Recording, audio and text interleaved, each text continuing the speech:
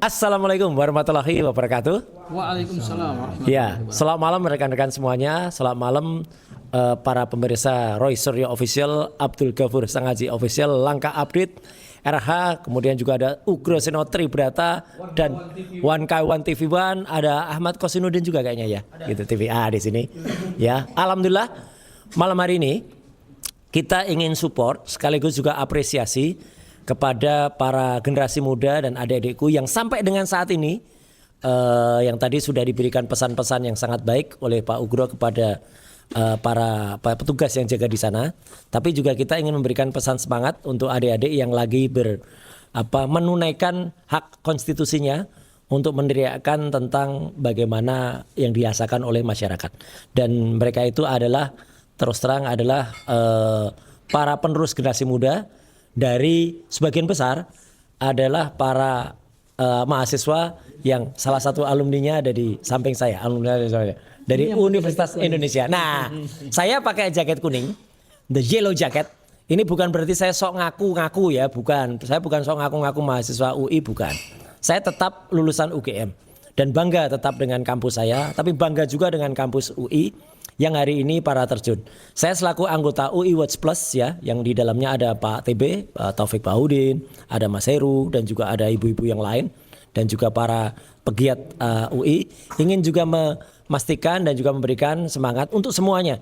Satu, untuk para mahasiswa yang lagi demo. Kedua, untuk para anggota Polri yang lagi mengamankan juga. Dan tiga, untuk para anggota TNI yang juga membantu Polri dan juga membantu adik-adik mahasiswa. Mereka bertiga menjalankan tugasnya masing-masing, sehingga mohon agar tidak ada yang menumbang ya. Karena sebenarnya apa yang dituntut oleh mahasiswa itu memang menarik ya.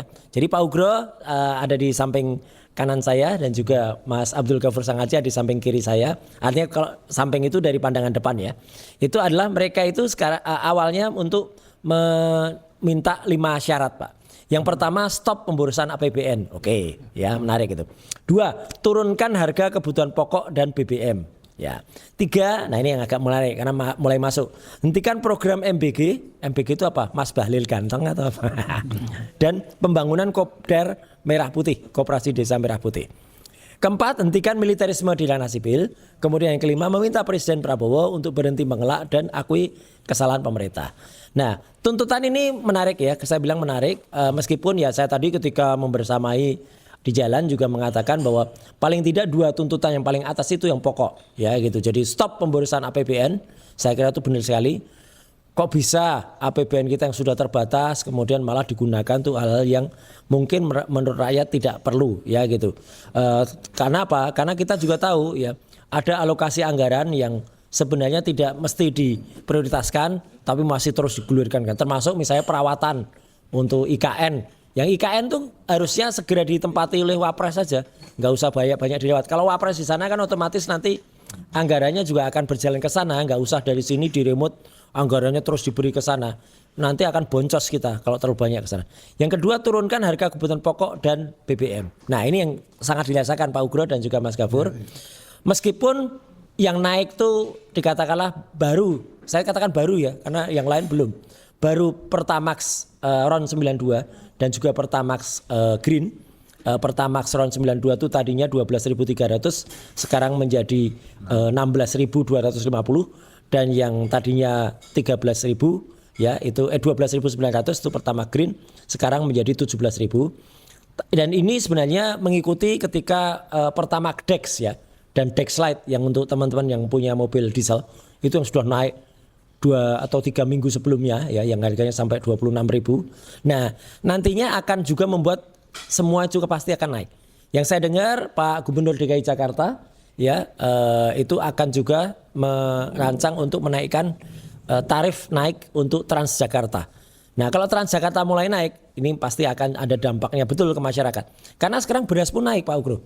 Biasanya 70.000, sekarang sudah 100.000 untuk beras kualitas biasa ya, bukan kualitasnya yang premium banget. Kalau premium banget pasti lebih tinggi. Nah, saya ingin coba izin Pak Ugro saya ke Mas Ghafur sebentar ya, gitu ya Mas Ghafur. Karena Pak Ugro juga, teman-teman silakan nonton tadi ada pesan negarawan, pesan yang sangat bagus dari Pak Ugro juga untuk adik-adik yang menjalankan tugas ya untuk korps kepolisian supaya mereka tetap tenang, teduh, menjaga. Nah, ini saya ingin tanya dulu ke Mas Gafur ya, selaku alumnus Universitas Indonesia yang mengedepankan semangatnya veritas, probitas, justisia, ya kebenaran, kejujuran dan juga keadilan. Apa pendapat Mas Gafur terhadap adik-adik yang sekarang sedang berada saat ini juga masih berada di tengah jalan? Silakan Mas. Ya. Baik, Mas Roy, Pak Ugro izin. Jadi ketika saya masuk UI tahun 2002, Mas Roy, kami dikumpulkan di Lambang Makara yang ada di depan. Saya saat itu bangga menggunakan jaket kuning ya, yang saat ini dipakai oleh Mas Roy. Tapi warnanya kuning. Ya, ini menunjukkan bahwa alumni UGM memberikan dukungan kepada mahasiswa-mahasiswa UI untuk terus menyuarakan kebenaran, menyuarakan suara dan jeritan hati rakyat kepada pemerintah. Karena itu adalah bagian dari kontrol publik. Nah, saya saat itu menggunakan jaket kuning bangga sekali Mas Roy. Itu di kampus Depok atau di kampus Salemba? Kampus Depok. Kampus Depok ya. Kampus Depok, dan pada saat itu demonstrasinya di zaman pemerintahan Megawati ya. Oh iya. Kalau saya tidak salah ya, 2002 ya. Presidennya Gus Dur dan kemudian Megawati ya. Dan kemudian kan Gus Dur dijatuhkan, di-impeach, kemudian naik Bu Mega. Nah, saya melihat bahwa mahasiswa itu adalah kekuatan yang tidak kita sadari, itulah kekuatan sebagai agent of change. Ya. Dan buat adik-adik saya mahasiswa Universitas Indonesia, saya selaku alumni bangga sekali dengan mahasiswa UI, karena kalau mahasiswa UI udah turun warna kuning ini Mas Roy, kalau sudah di jalan itu ada kebanggaan ya, baik kepada kami yang alumni gitu. Dan ada satu semangat yang ada dalam Mars UI ya. Ya, sebagai alumni UI saya akan menyanyikan sedikit deh. Waduh, luar biasa. Nah, marsnya begini. Semangat lincah gembira, sadar bertugas mulia, berbakti sadar bertugas mulia, mahasiswa, gitu Mas Roy. Jadi semangat, lincah gembira, sadar bertugas mulia. Universitas Indonesia, pelambang cita, berdasarkan Pancasila dasar negara. Nah itu Mas Roy. Luar biasa. Itu semangat yang ada dalam Mars UI yang kami nyanyikan Mas Roy pada saat kami di Plonco dalam namanya program OKK, Organisasi Kehidupan Kampus tahun 2002 ya. Nah Mas Roy, hari ini memang kita ada dalam situasi global yang tidak menentu. Dan tadi Pak Ugroseno sudah menyampaikan pikiran-pikiran kebangsaannya sebagai mantan Wakapolri kepada Presiden Prabowo, kepada DPR, kepada partai politik juga, kepada para jajaran menteri juga, kemudian juga kepada mahasiswa dan kepada TNI dan Polri. Intinya adalah apa yang dituntut oleh mahasiswa, saya kira itu adalah suara hati nurani yang mewakili jeritan masyarakat hari ini. Bahwa ketika BBM naik, Pertamax naik, itu tentu akan memukul ekonomi masyarakat ya. Bisa jadi ke depan akan ada multiplier effect, yaitu kenaikan harga-harga barang, kemudian juga tarif listrik, diikuti juga mungkin dengan tarif transportasi misalnya, busway dan lain-lain sebagainya, itu tentu akan sangat berdampak. Dan kemudian yang berikutnya lagi Mas Roy, kekuatan kita untuk pengelolaan APBN yang lebih berorientasi kepada kehidupan masyarakat itu tentu harus dikedepankan ya. Jadi kita butuhkan adalah tata kelola pemerintahan yang baik, good governance dan clean government, di mana APBN yang saat ini kita tahu bebannya sangat berat, Mas Roy ya, apalagi ditambah dengan program MBG, ya itu tentu membuat pemerintah harus melakukan rekalkulasi ulang, ya, dan reformulasi ulang terhadap porsi APBN kita sehingga harus lebih banyak berorientasi pada kehidupan rakyat. Dan apa yang disuarakan mahasiswa hari ini Mas Roy, itu adalah keresahan kita semua. Kita tahu harga minyak dunia sedang naik Mas Roy akibat perang Iran, Israel dan Amerika. Penutupan Selat Hormuz ya, kemudian dolar juga sangat tinggi, ya artinya rupiah tertekan. Saya kira langkah yang harus diambil oleh pemerintah adalah segera mengambil mitigasi risiko. Ya, mitigasi risiko itu bukan dengan menaikkan harga Pertamax, ya, tapi dengan melakukan reformulasi ulang terhadap postur APBN kita, supaya mana belanja-belanja yang tidak penting harus dikurangi, ya kan? Termasuk juga mungkin barangkali program MBG ya yang tidak tepat sasaran itu juga perlu dipikirkan ulang, perlu ditinjau ulang. Kemudian juga program-program yang berorientasi pada ekonomi kerakyatan itu juga harus lebih banyak digenjot, Mas Roy ya. Jadi ya betul. Saya pikir itu langkah yang sangat tepat. Dan terakhir Mas Roy, ini menarik adalah ada kita ngomong soal penegakan hukum. Ya, ini juga jangan dilupakan bahwa tekanan publik terhadap pemerintah itu bukan hanya berkaitan dengan ekonomi saja. Karena ekonomi itu fondasinya adalah pada penegakan hukum yang benar, pada tatanan birokrasi yang bersih, dan salah satu unsur penegakan hukum itu adalah salah satunya adalah hukum pidana, Mas Roy. Bagaimana kita menumbuhkan kepercayaan terhadap pasar? Bagaimana kita menumbuhkan kepercayaan terhadap investor dan pelaku usaha kalau hukumnya aja bobrok? Dan salah satu yang harus segera dilakukan reformasi ke depan, Mas Roy, dan ada kepastian hukum adalah terkait dengan ijazah presiden. Saya kira juga ijazah presiden ini juga bagian daripada isu global juga. Artinya masyarakat global juga melihat bahwa Indonesia ini punya hukum bersih nggak? Ya kan? Masa terhadap ijazah mantan presidennya sudah 407 hari sampai hari ini, Mas Roy, kalau saya tidak salah ya tadi hitungannya 409 hari sampai hari ini, masa nggak selesai juga gitu. Kalau memang pada akhirnya ijazah ini adalah ijazah palsu, ya sudah kita nyatakan palsu, dan kemudian Presiden Joko Widodo meminta maaf kepada publik, dan sama-sama mari kita lakukan pembenahan terhadap sistem demokrasi, sistem hukum, supaya kepercayaan pasar, kepercayaan investor kembali lagi, dan ekonomi kita bisa tumbuh, dan tentu kesejahteraan masyarakat bisa kita capai. Itu Mas Ray dari saya. Baik.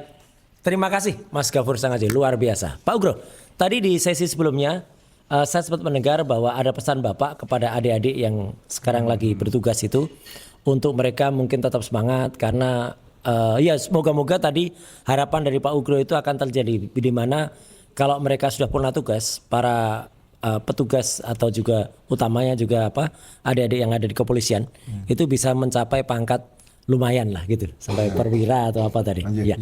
Itu mungkin bisa disampaikan sedikit lagi Pak, supaya menyemangati mereka, dan mereka tuh sayang kepada adik-adik lainnya yang lagi berdemo, Pak. Silakan Pak. Ya. Jadi saya cerita biar nggak terlalu tegang, Mas ya. Siap Pak. Jadi Mas Gofur dulu mulai kuliah tahun 2002. 2002 Pak. Iya. Jadi waktu tahun 98 masih SMA atau SMP? SMA ya. Waktu SMA kelas 2 Pak. reformasi. Ya, jadi reformasi waktu itu saya kan Kapolres Surabaya Timur, Mas. Baik. Pangkat Letnan Kolonel. Ya. Jadi unjuk rasa itu saya lakukan dengan banyak membangun komunikasi dengan mahasiswa.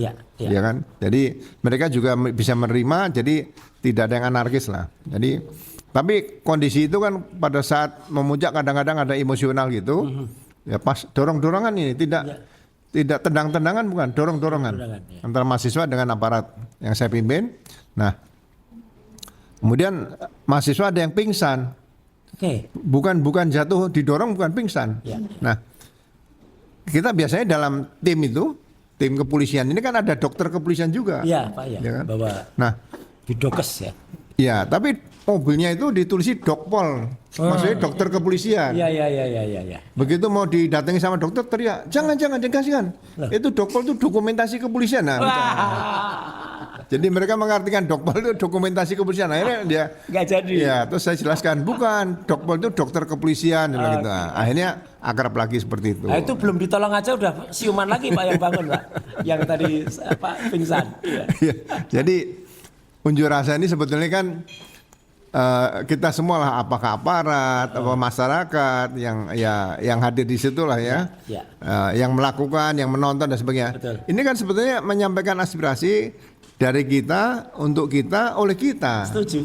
Jadi aparat juga disuarakan di situ sebetulnya. Jadi jangan lupa di situ. Jadi bukan diartikan gini, dari kita, oleh kita untuk kamu, bukan. Untuk kamu, ya. Jadi ketiga ini harus dipedomani sama, dari kita, untuk kita, oleh kita. Ya.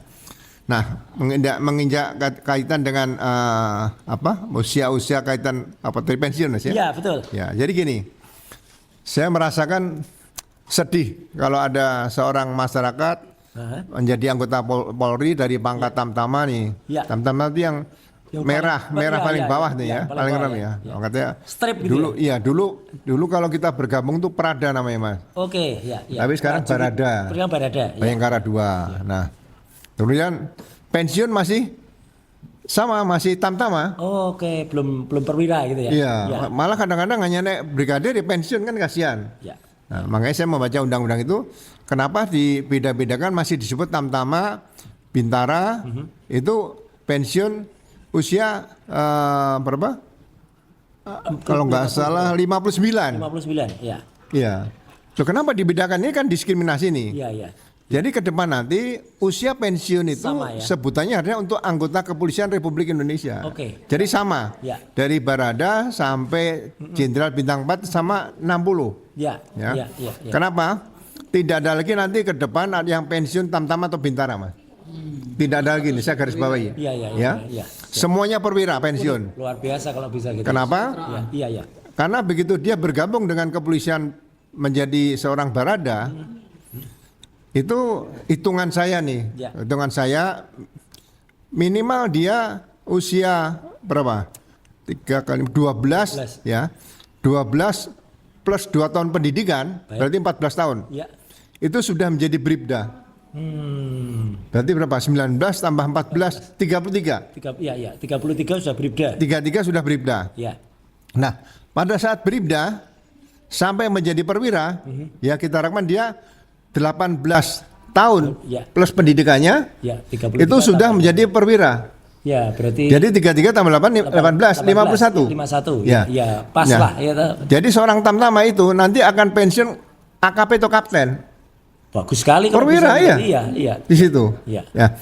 Kalau dia punya kemampuan khusus, misalnya instruktur menembak tepat sniper misalnya. Baik, ya. Itu bisa diperpanjang sampai 70.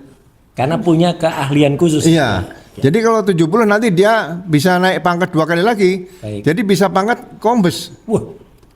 Hebat sekali Pak. Seorang Barada bisa pangkat kombes. Nah, iya. Itu yang harusnya dipikirkan oleh anggota DPR kita. Iya. Jangan ditulis Tamtama pensiun 59. Ini kan istilahnya tidak ingin meningkatkan kualitas sumber daya manusia kita seperti itu. Iya. Nah, brigadir sama. Brigadir begitu masuk pendidikan, ya seharusnya pendidikan brigadir itu 3 tahun, Mas. Iya. Jadi umur 21 dia sudah bribda. Iya. Nah, bribda plus waktu kalau nggak salah 4 kali 4, 16, 18 tahun lah tambah pendidikan itu sudah jadi perwira. Iya. Jadi 18 tambah 21, 39. Sudah jadi perwira. Udah perwira. Ya. Nah, dia masih ada waktu 21 tahun bertugas. Masih waktu 60. Masih ada, ya. Jadi pensiun kombes. Gitu loh. Jadi sekali lagi tidak ada ke depan nanti pensiunan polisi yang pangkatnya Tamtam atau Bintara. Tapi dalam RUU yang perubahan ketiga ini kok masih dimasukkan. Berarti anggota legislatif yang merumuskan merubah undang-undang polisi ini memang kurang komunikasi dengan masyarakat seperti itu. Ya, jadi harusnya kesejahteraan anggota kepolisian ini bisa diperhatikan oleh Komisi 3 DPR RI yang saat ini dipimpin oleh Ketua Pak Habibur Rahman tadi seperti itu ya. Kemudian juga kaitan dengan masalah penugasan di luar struktur. Betul. Sebetulnya jangan main-main dengan masalah putusan Mahkamah Konstitusi, ya kan? Jadi jangan dihadapkan nanti undang-undang ini akan digugat kembali, direvisi lagi, ya kan? Ini kan menimbulkan lagi nanti situasi yang kadang-kadang mengganggu jalannya pemerintahan Pak Prabowo sekarang seperti ini, gitu, ya. Jadi banyak hal-hal yang mungkin kita akan bantu untuk sempurnakan ke depan nanti, ya. Jadi bagi jabatan struktural di kepolisian itu usianya 60 saya setuju, nggak ada masalah, ya. Atau mau dibikin 6 juga semuanya, sampai segitu, ya. Ya. Kemudian satu lagi kalau jabatan fungsional, kalau misalnya ini tidak sempat, misalnya pindah menjadi komisaris di BUMN, ya kan? Atau tidak siap untuk berusaha di luar karena terlalu lama di polisi, tetap polisi, itu jabatan fungsional, tapi sampai 70, ya. Jadi nggak ada masalah. Jadi masih bisa naik pangkat, masih menikmati gaji sampai 70, ya. Sehingga ke depan nanti anggota kepolisian atau masyarakat merasakan bahwa undang-undang kepolisian itu juga memperhatikan meningkatkan kesejahteraan anggota kepolisian Republik Indonesia seperti itu, Mas. Itu saja dulu yang ingin saya sampaikan, Mas. Terima kasih. Ya, saya juga ingat ya teman-teman semua, ini sedikit nambahin yang tanya sama Pak Ugro. Dulu ketika pada film pengkhianatan G30 SPKI itu ada seorang awalnya apa? Banpol atau apa yang jadi saksi itu loh Bapak? Oh, bukan, dia masih tamtama. Masih tamtama ya, tapi akhirnya pangkat terakhirnya kan Perwira. Perwira kan? Amin dia sampai Pak siapa tuh nama Pak? Bukan Pak Kiat namanya Pak. Siapa itu? bukan. Ya, pokoknya itu ya yang naik sepeda kemudian suatu saat terus digiring ikut masuk ke apa kendaraan PKI itu lah. iya betul Ya, dibawa ke Lubang Buaya. bukan Sukitman. Nah, wah ini luar biasa. Polisi Ya, Sukitman. ya, Bapak Polisi Sukitman. Itu kan akhirnya pangkatnya juga menjadi perwira ya. Ya. Itu luar biasa tuh Bapak. Ada catatan sedikit untuk soal-soal kayak gitu Bapak. Ya. Jadi begini, Sukitman gitu. saya akan melihat apa yang diberikan oleh pemerintah kepada Presiden Soeharto dan Pak Jenderal Abdul Haris Nasution sebagai jenderal besar. Ya. Nah, jenderal besar ini sebenarnya bagi saya adalah hal yang sangat luar biasa dan itu sebetulnya bagian dari pemberian gelar bintang tanda jasa tanda kehormatan. Baik, ya. Jadi seperti pahlawan revolusi Mas. Ya, harusnya Pahlawan juga, revolusi itu di samping dinaikkan pangkat 1 tingkat anumerta, wah, itu harusnya itu juga dapat gelar penghargaan kehormatan, tanda kehormatan adalah jenderal besar. ya, layak Pak itu. Ya. Nah, sama dengan ada yang masih kapten waktu itu, Pierre Tendian ya. Ya. Itu bagi saya kalau saya pribadi ya itu bisa diberikan jenderal besar. Padahal sebelumnya belum jenderal Pak. Iya, jadi pada saat beliau mengorbankan jiwa dan raganya, ya kan, yang sangat luar biasa. Baik. Kalau beliau misalnya hidup tidak jadi korban kan bisa mencapai jenderal juga itu. Oh iya. Jadi tidak rugi memberikan gelar jenderal besar kepada Kapten Anumerta Pierre Tendian itu seperti itu loh. Ini mungkin usulan pemikiran saya ya terserah nanti mau diterima atau tidak itu saja. Ya. Karena yang bersangkutan ya Mas Pierre Tendian itu kan sempat ketika dulu tanya, siapa? Saya Nasution. Nah, kan luar biasa. Termasuk ini termasuk untuk semua presiden Republik Indonesia itu adalah jenderal besar. Karena bisa sering menjadi inspektur upacara dalam upacara 5 Oktober. Iya, yang Pak Jokowi.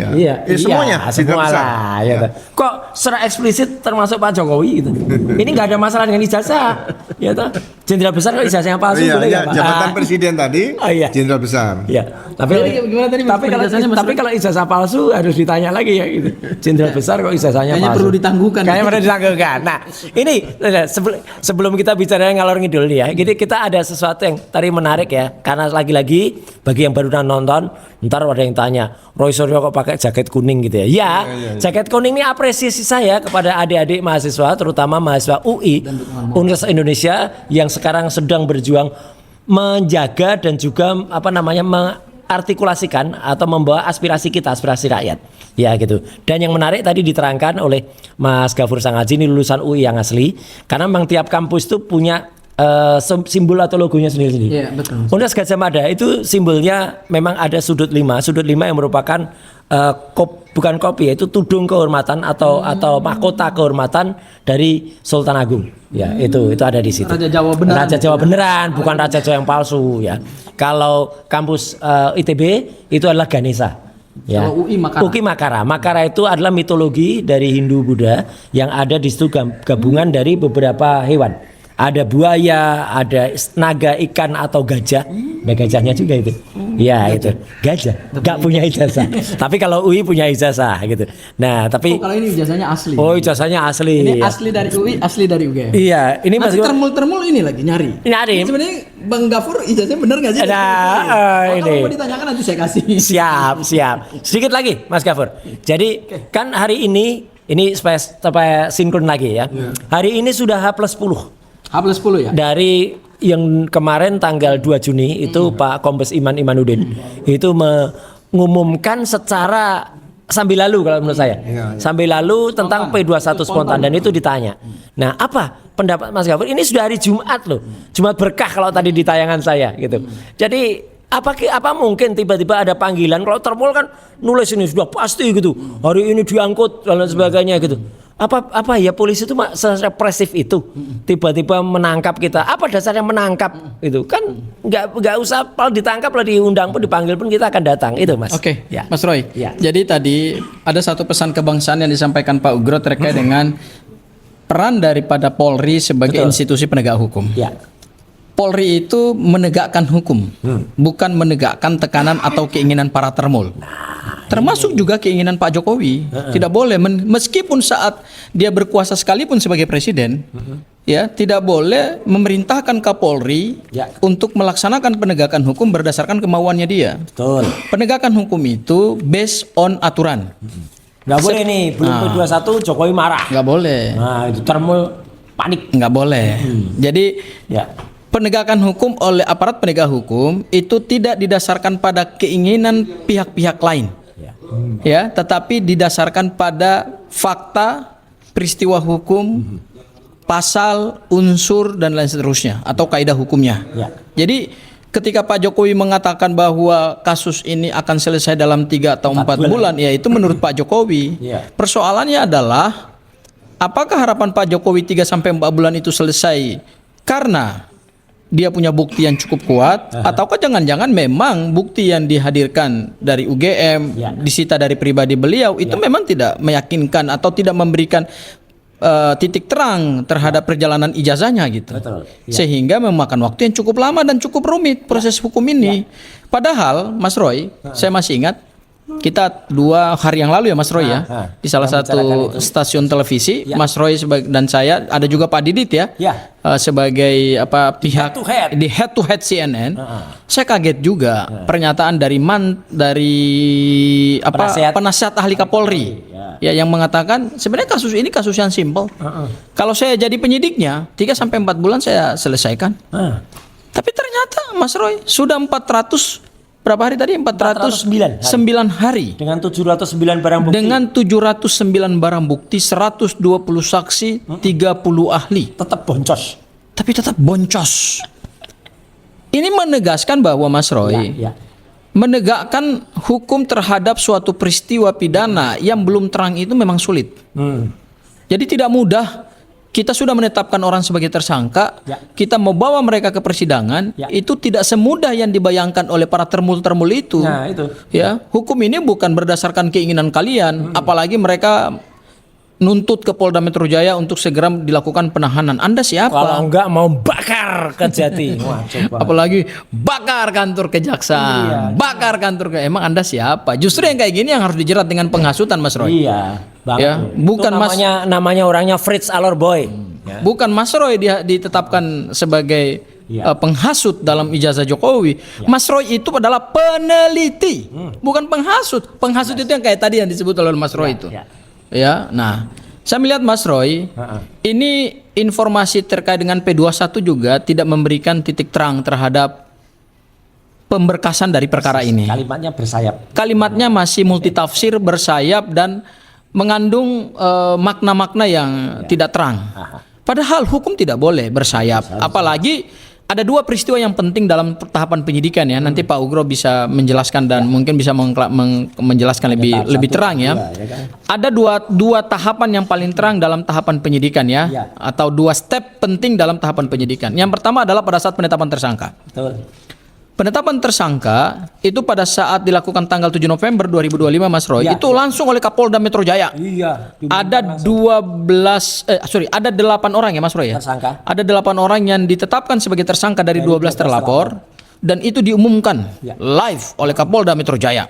Hari Jumat. Ya, hari Jumat yang pangkatnya jenderal. Iya. Ya. Sebelum ledakan di SMP mana itu Bang? Iya, betul Mas Roy. Dan satu lagi ada satu peristiwa yang penting juga bagi penyidik adalah ketika berkasnya dinyatakan P21 oleh jaksa penuntut umum. Kenapa? Karena salah satu prestasi terbesar bagi seorang penyidik dalam menyelesaikan perkara pidana adalah ketika berkasnya dinyatakan lengkap. Betul. Itu menunjukkan bahwa dia punya kompetensi dalam melakukan penyidikan, dalam mengumpulkan bukti baik barang bukti maupun alat bukti, dapat melakukan uraian terhadap rumusan delik, bisa membangun konstruksi peristiwa pidananya sehingga bisa meyakinkan penuntut umum. Kalau sampai kemudian di P21 kan itu prestasi terbesar. Tapi kalau tidak di P21 kan, apalagi sampai masih bolak-balik, itu yang biasanya bikin pusing tuh penyidik tuh, Mas Roy. Dan itu menunjukkan bahwa prestasi seorang penyidik ketika berkasnya sudah hampir 409 hari dan belum juga di P21 oleh jaksa penuntut umum, itu menunjukkan bahwa menurut saya bukti-bukti yang sebenarnya dimiliki oleh penyidik pada saat mereka menetapkan tersangka itu masih bukti-bukti prematur. Betul. Tapi karena adanya tekanan politik, Nah, ini. ya, adanya tekanan politik karena objek yang jadi perkara ini adalah objeknya mantan Presiden Republik Indonesia, kemudian mereka harus menetapkan orang sebagai tersangka. Ya. Itu. Jadi kalau kita lihat di situ aja, Ya. buktinya masih prematur, buktinya belum terang, peristiwa hukumnya juga belum terang, unsur deliknya juga belum meyakinkan, Ya. terpenuhi, ya kan? Tetapi kemudian mereka memaksakan penetapan tersangka. Sehingga yang terjadi adalah mereka harus bolak-balik nih. Dan harus penuhi terus, bekerja lagi penuhi terus. Ya, padahal Mas Roy, ini peristiwa pidananya sederhana. Hanya perkara dugaan penghasutan dan fitnah. Iya. Itu pokoknya di situ. Terkait dengan apa? Objek ijazah. Iya. Makanya Kita bukan membuktikan peristiwa pidana yang berat seperti misalnya penyidik harus membuat terang benderang suatu perkara pembunuhan dengan menguraikan peristiwa hukumnya sehingga bisa ditemukan tersangkanya. Betul. Ya kan? Yang ancaman hukumannya adalah hukuman pidana mati gitu. Ini cuman ancaman hukumannya 2 tahun penjara, Mas Roy. Iya. Peristiwa kecil. Tapi Peristiwa sederhana. Tapi kenapa panjang? Karena untuk membuat perkara ini bisa naik ke tahap persidangan dibutuhkan bukti yang meyakinkan. Itu. Ya. Dibutuhkan bukti yang membuat peristiwa ini terang. Nggak bisa samar-samar. Peristiwa hukum tidak bisa samar-samar. Ya, oleh karena itu saya melihat bahwa sampai sekarang sebenarnya berita terkait dengan P21 itu masih ambigu, Nah, ya. masih bersayap, dan sampai hari ini kita sudah H+10. Ya. Sementara Mas Roy, Ada batas waktunya. ada batas waktu penyerahan tersangka tahap 2. Ya. Jadi batas waktu tahap 2 berdasarkan pedoman internal kejaksaan dan kemudian KUHAP, ya, itu batas waktunya adalah paling lama 14 hari sejak diterimanya P21. Kalau diterimanya tanggal 2, loh ini sudah H+10. Iya. Berarti H14 itu ya, batas waktu 14 hari itu mungkin hari Selasa atau hari Rabu. Iya. Sementara hari Senin kita libur. Oh iya ya. Iya, 1 Muharram Mas Roy. Oh, Kalau saya iya, tidak benar. salah ya. Aduh, boncos dong. Nah, iya. Iya. Kan nggak mungkin besok mau diserahkan sore baru datang surat, kan nggak Oh, boleh. iya. Artinya benar, ini untuk administrasi perkara pidana itu untuk juga closingnya harus Pak Ugro nih. patut. Ya. Artinya patut Siap. itu masa orang besok mau diserahkan kepada jaksa, suratnya baru datang malam. Ya. Kalau yang bersangkutan sedang ada di luar kota, Iya, betul. makanya paling layak dan patut itu adalah 3 hari atau 4 hari sebelum dilakukan penyerahan tersangka, itu si tersang atau si yang bersangkutan sudah diserahkan dulu, diberitahu dulu. Makanya menurut saya Mas Roy, Ya. P21 ini masih angan-angannya para termul ya. Dan tidak boleh kalau saatnya belum P21 jangan maksa-maksa penyidik untuk menyerahkan tersangka dan barang bukti. Kami datang ke Polda supaya Polda segera menyerahkan tersangka dan barang Padahal bukti. kabarnya mereka dimarahi di Polda itu. Ternyata mereka dimarahi ya, Mas Roy, ya? Ada informasi. Katanya kan mereka ketemu Dirkrim Mas Roy. Mana ada dimarahi? Oh gitu ya. Iya, kabarnya dimarahi. Kenapa dimarahi Mas Karena Roy? mendesak-desak itu. Karena itu menjatuhkan integritas daripada aparat Dan apa penegak. boleh? Orang nggak punya legal standing tiba-tiba masuk ke kantor kepolisian, ya kantor polisi, kemudian periksa-periksa berkas, desak-desak itu, Mas. Nah, itu nanti Pak Ugro yang lebih layak untuk menjawab dan lebih kompeten. Ya, oke Mas Roy, saya kembalikan ke Mas Roy. Baik, ya kita masuki closing statement dari Pak Ugro. Sebelum closing statement tadi ada pertanyaan soal ini sebenarnya yang jawab harus UI ya, tapi karena saya kebetulan pernah baca, ya apa hubungannya antara filosofi Hindu-Buddha itu dengan Makara, karena di beberapa peninggalan-peninggalan candi itu ada yang namanya Kala Makara. Malah ada Kala Makara. Kala itu sering diambil kalanya sebagai Batara Kala atau Kala. Itu adalah relief berbentuk kepala. Kalau Makara itu gabungannya dari Itu seperti bunga ya. seperti mata air. ada bunganya, ada mata, ada hewan-hewan jadi satu. Itulah indahnya Indonesia.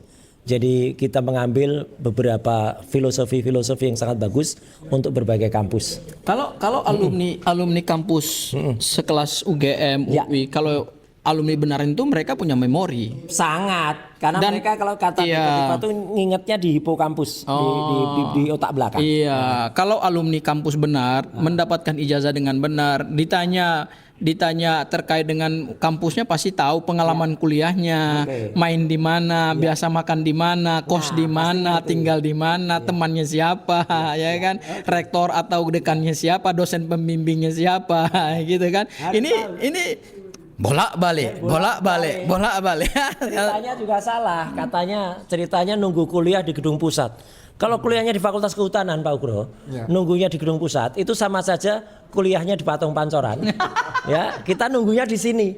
Lah jauh banget toh. Baik Pak Ugro, ini closing statement Bapak tentang tadi P21 yang sampai dengan hari ini dan besok Senin itu libur Pak. Betul. Besok Senin itu tahun baru 1 Muharram 1448 Hijriah. Masa mau diumumkan pada saat mereka itu desak-desak Polri. Desak-desak itu Pak. Mereka masuk ke sana desak-desak markanya di krimum segala itu Pak. Ya, jadi saya selalu berikan begini. Kalau bicara sudah kaitan dengan berkas perkara antara penyidik dengan penuntut umum, itu kan sudah diatur dengan Pedoman Kejaksaan Republik Indonesia nomor 1 tahun 2026. Nah, di situ di angka 43 jelaskan. Jadi apabila berkas perkara sudah dinyatakan lengkap, pihak jaksa bisa menyampaikan pada penyidik ini berkas sudah lengkap.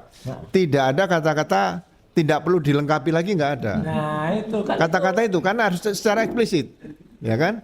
Nah, seorang jaksa kalau mengatakan bahwa berkas sudah lengkap, tapi kan ini belum ada nih. Tapi kalau dikatakan berkas tidak perlu dilengkapi, katakanlah itu bukan pernyataan jaksa, ya kan? Tapi kalau benar jaksa menyatakan berkas sudah dilengkapi, itu 2 hari kerja saja sudah harus terbit P21. Itu loh. Nah, P21 14 hari harus dilengkapi. Jadi hal-hal yang berkaitan dengan yang tidak jelas ini sebenarnya tidak perlu disampaikan oleh para pendukung Pak Jokowi tadi bahwa ini sudah P21. Jadi jangan mencampuri urusan penyidik dan penuntut umum atau jaksa peneliti seperti itu ya. Jadi bukan berarti nanti kelihatan kita ini bisa lebih tahu daripada penyidik atau penuntut umum, tapi malah lebih ketahuan kita ini kurang tahu, malah kurang pengetahuan atau kurang tahu seperti itu, ya kan? Nah, kemudian saya coba dalami lagi. Selalu dikatakan bahwa penanganan restoratif justice menggunakan KUHP yang lama. Oke, saya setuju. Kemudian menggunakan peraturan kepolisian nomor 8 tahun 2021. Nah, peraturan kepolisian nomor 8 dari tahun 2021 itu tentang penyidikan tidak pidana berkaitan dengan restoratif justice. Itu di angka 18 masih itu jelaskan bahwa apabila sudah dilakukan restoratif justice dan sudah digelar, kemudian surat permohonan itu kalau di Polda dikirim kepada Kapolda, bukan kepada direktur ya. Nah, kemudian setelah digelar kan dihentikan penyidikan. SP3. Ya, surat perintah penyidikan. Nah, setelah diterbitkan SP3 dengan segera di angka 8 tadi ya, semua benda atau barang sitaan itu harus dikembalikan kepada yang berhak. Jadi kalau misalnya disita dari UGM, kembalikan UGM. Jadi tidak bisa maju lagi ke pengadilan atau ke penuntut umum, nggak bisa, dilimpahkan nggak bisa, ya kan? Nah, kemudian di situ disebutkan bahwa penghentian penyidikan tadi adalah penghentiannya berdasarkan laporan polisi. LP-nya ini. Iya, bukan atas nama tersangka, bukan. Di situ. Jadi tidak bisa diartikan bisa dicabut tersangka sudah minta maaf, nggak ada. Minta maaf itu hanya disampaikan pada saat hari raya Idul Fitri untuk minta maaf lahir dan batin. Ya. Yang dilakukan adalah kesepakatan bersama. Atau kalau di peraturan kepolisian itu namanya perdamaian, seperti itu ya. Itu saja yang ingin saya sampaikan supaya ini lebih memberikan pencerahan saja kepada seluruh masyarakat bahwa restoratif justice itu bukan hal yang sangat mudah, tapi hal yang sangat sulit, sangat pelik dan sangat membutuhkan energi banyak untuk bisa menyelesaikan. Mas Roy bayangkan nggak? 709 alat bukti barang bukti itu. Bagaimana pengembaliannya nanti? Wah iya betul. Masa mau dipaketkan? Nah, kan sangat sulit ini. Jadi waktunya masih cukup lama kalau itu memang harus dikembalikan dulu sebelum dilimpahkan ke jaksa nantinya. Itu saja Mas, terima kasih. Terima kasih Pak Ugro yang sangat menarik di malam hari ini. Mas Gafur, Mas ada tambahan lagi? Tambahan saya adalah Mas Roy, jangan pernah kita memaksakan kehendak untuk suatu penegakan hukum ketika penegakan hukum, aparat penegak hukum sendiri belum sampai kepada tahap tersebut. Nah, itu. Kalau memang belum di P21-kan oleh jaksa karena jaksa belum melihat titik terang dalam perkara ini, ya sudah, nggak usah dipaksa-paksa. Betul. Ya. Kalau memang juga pada saatnya di P21-kan, Mas Roy, ini saya tegaskan bahwa kami tidak takut terhadap P21. Itu hal biasa. Tetapi ketika P21 itu belum bisa diterbitkan oleh kejaksaan, ya sudah. Kita mau buat apa? Jangan dipaksa. Jangan dipaksa, karena itu adalah kewenangan absolut daripada penegak hukum. Penegak hukum tidak bisa disandra oleh pihak-pihak yang tidak punya kepentingan langsung dan tidak punya kewenangan, karena itu berarti kita merusak tatanan negara hukum kita, Mas. Baik, terima kasih Mas Gafur, dan untuk penutup ya, 57 detik terakhir akan saya gunakan untuk mengingat kembali apa kata-kata dari Pak Dirkrim Pak Imanuddin ya, Pak Kombes, bahwa ada nggak kata P21, ada nggak kata lengkapnya. Dengarkan saja. Informasi P21 kasus Roy Suryo. Mulai dari sini. Kami jawab rekan-rekan sekalian bahwa alhamdulillah jaksa sampai dengan hari ini sudah menyatakan bahwa berkas perkara yang kami kirimkan ke Kejaksaan Tinggi DKI tidak memerlukan lagi pemenuhan atas kekurangan-kekurangan yang kemarin sudah kami penuhi, sehingga kami saat ini sedang berkoordinasi untuk melimpahkan pertanggungjawaban barang bukti dan para tersangka tersebut. Ya, itu tidak ada kata lengkap, tidak ada kata-kata P21. Kata P21 di awal tadi itu adalah jawaban untuk pertanyaan yang ada. Jadi hari ini sekali lagi Pak Ugro, kemudian juga Mas Gafur Sangaji dan juga semua pemirsa yang ada ya, Langkah Update, Ugro Sino Tribrata, Abdul Ghafur Sangaji Official, dan juga Refli Harun ya. Roy Suryo Official udah mati ya, udah habis baterainya ya, udah amit mundur ya. Jadi kita tutup kali ini dulu, dan kita akan update lagi perkembangan terakhir. Tapi yang jelas adalah hari-hari ini tampaknya sulit betul bagi kepolisian daerah Polda Metro Jaya ya, untuk kalau mau menyelesaikan, apalagi sudah dikejar tanggal Senin adalah hari besar agama 1 Muharram 1448 Hijriah, dan Selasa itu sudah H14.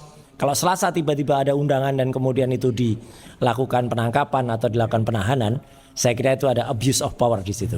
Ya, itu tidak mungkin. Saya terpaksa mengatakan ini karena kita harus mengatakan bahwa polisi harus bertindak fair, harus juga atas nama hukum, tidak boleh juga kemudian melakukan hal-hal yang tidak pada tempatnya. Karena sesuai dengan kalimat yang ada di surat P21, demi keadilan dan kebenaran berdasarkan ketuhanan yang Maha Esa. Sekian dan terima kasih. Wassalamualaikum warahmatullahi wabarakatuh.